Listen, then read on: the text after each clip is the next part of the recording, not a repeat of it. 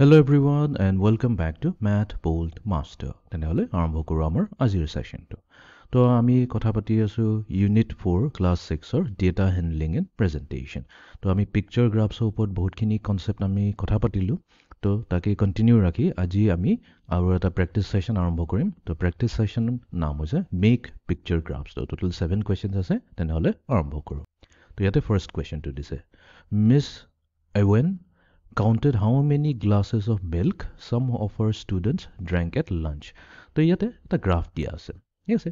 তো ইয়াতে গ্ৰাফত কেইটামান ষ্টুডেণ্ট আছে ডুও, টম, লিয়া, আশিষ।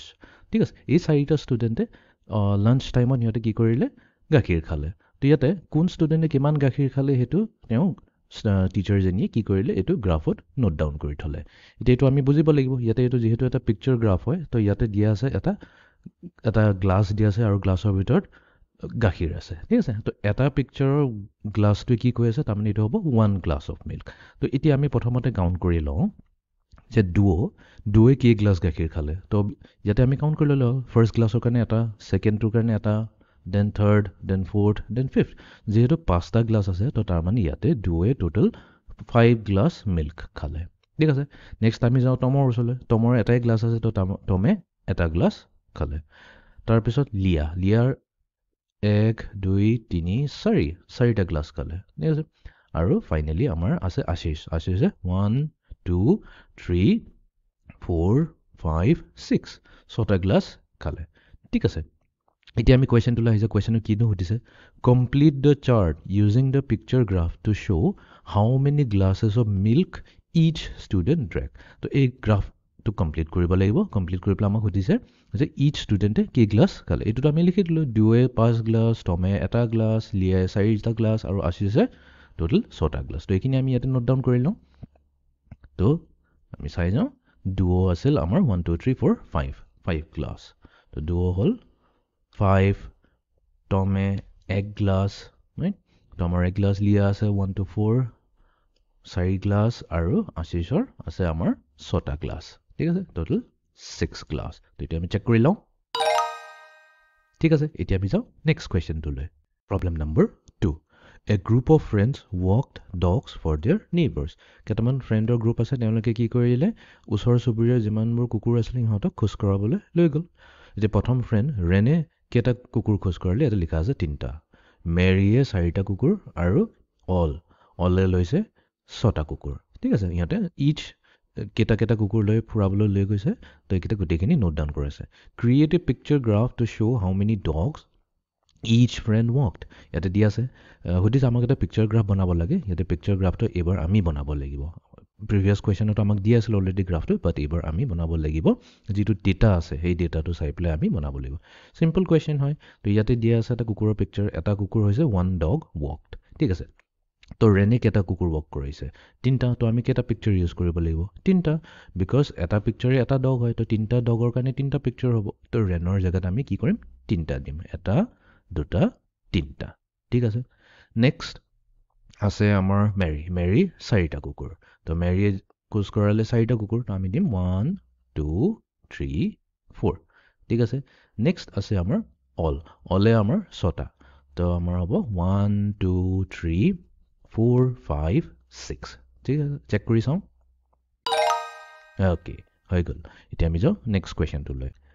Different restaurants sold cheeseburgers. ঠিক আছে। ডিফাৰেণ্ট ৰেষ্টুৰেণ্টে চিজ বাৰ্গাৰ্ছ বিক্ৰী কৰিছে। তো এটা পিকচাৰ দিয়া আছে। এই পিকচাৰৰ মিনিংটো হৈ যাব এটা চিজ বাৰ্গাৰ। ঠিক আছে। তো এতিয়া মিকিজ, কিংছ, ফ্ৰেঞ্চিজ, চিজেছ এইবোৰ ৰেষ্টুৰেণ্টৰ নাম হয়। ঠিক আছে। তো মিকিজে কেইটা চিজ বাৰ্গাৰ বিক্ৰী কৰিলে 1 2 3 4 5। তো আমি এইটো লিখি ল'ব পাৰোঁ যে ইয়াতে একো লিখা হেৰি নাই। ফাইন। এইটো হৈ গ'ল আমাৰ মিকিজে 5টা চিজ বাৰ্গাৰ বিক্ৰী কৰিলে। কিংছ 1 2 3 4 5 6 7 7টা চিজ বাৰ্গাৰ বিক্ৰী কৰিছে। ফ্ৰেঞ্চিজে 1 2 3 4 4টা চিজ বাৰ্গাৰ্ছ আৰু চিজে কৰিছে 2টা চিজ বাৰ্গাৰ। ঠিক আছে। এতিয়া কুৱেশ্যনটো চাওঁ কিনো কৈছে complete the chart using the picture graph to show' how many cheese burger each restaurant sold. তো ইচ ৰেষ্টুৰেণ্ট তাৰমানে এটা ৰেষ্টুৰেণ্টে কিমানটা চিজ বাৰ্গাৰ বিক্ৰী কৰিছে। তো মিকিজে 5, কিংছে 7। তো আমি ইয়াতে লিখি লওঁ মিকিজে 5, কিংছে 7, ফ্ৰেঞ্চিজ 4 আৰু চিজেছ হৈ গ'ল আমাৰ 2।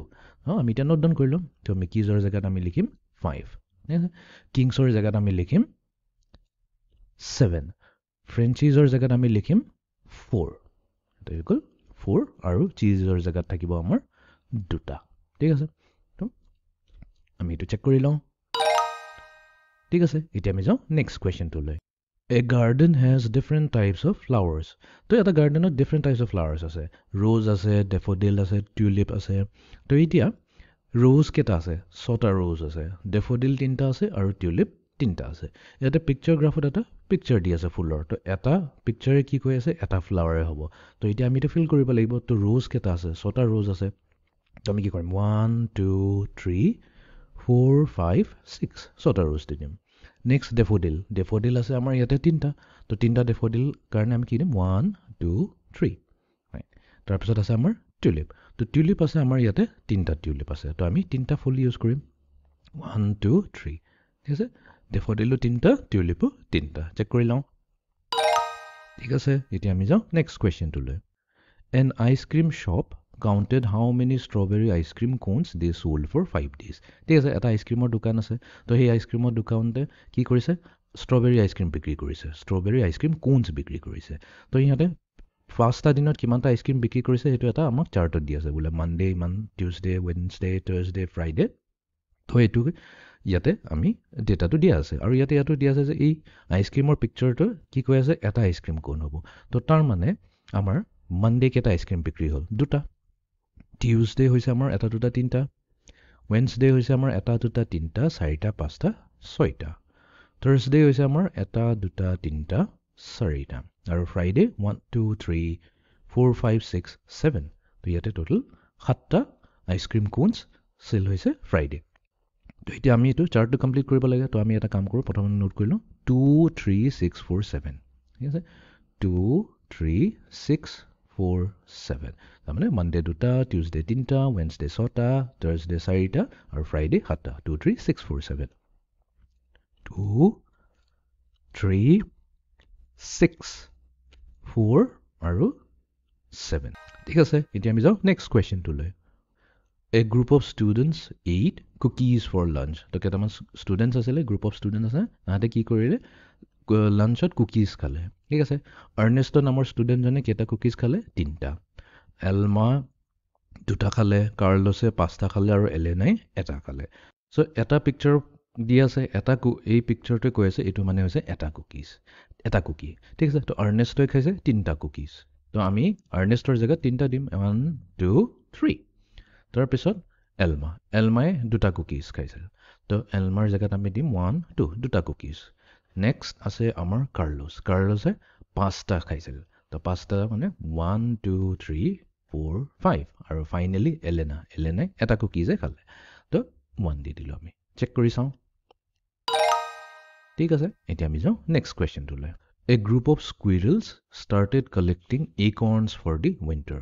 তো কেইটামান squirrel আছিলে কেৰকেটুৱাই তাহাঁতে কি কৰিলে acorns ক্যালকুলেট কৰে acorns এটা ধৰণৰ নাট হয় ঠিক আছে তো ইহঁতে এইটো কালেকশ্যন কৰিলে তো ইয়াতে দিয়া আছে তাৰপিছত এই পিকচাৰ দিয়া আছে যে এইটো একৰ্ণৰ পিকচাৰ হয় তো এই পিকচাৰটোৱে কৈছে মানে এটা একৰ্ণ তো চিপিয়ে কেইটামান একৰ্ণ খালে তো আমি কাউণ্ট কৰিলো তো চিপি নামৰ স্কুইৰেলটোৱে এটা দুটা তিনটা চাৰিটা পাঁচটা ছয়টা সাতটা আঠটা টোটেল 8টা একৰ্ণছ কালেক্ট কৰিলে Puff নামৰ স্কুইৰেলটোৱে এটা দুটা তিনটা চাৰিটা পাঁচটা ছটা কাউণ্ট কৰিলে নেক্সট আছে আমাৰ ডোডো তো ডোডোছ নামৰ স্কুইৰেলটোৱে 3টা একৰ্ণছ কালেক্ট কৰিলে আৰু ফাইনালি নাটিয়ে 1 2 3 4 5 6 7 একৰ্ণছ কালেক্ট কৰিলে ঠিক আছে তো এতিয়া আমি এটো ফিল কৰিব লাগিব তো এটো হৈছে a চিপিয়ে কৰিলে 8 তো চিপিয়ে কৰিলে আমাৰ 8 ঠিক আছে পাফে কেটা কৰিলে পাফে কৰিছে 6টা পাফে কৰিলে আমাৰ 6 নেক্সট ডোডো তো ডোডোয়ে কৰিছে 1 2 3 ডোডোয়ে কৰিছে 3টা and finally নাটিয়ে কৰিলে আমাৰ total 7 ঠিক আছে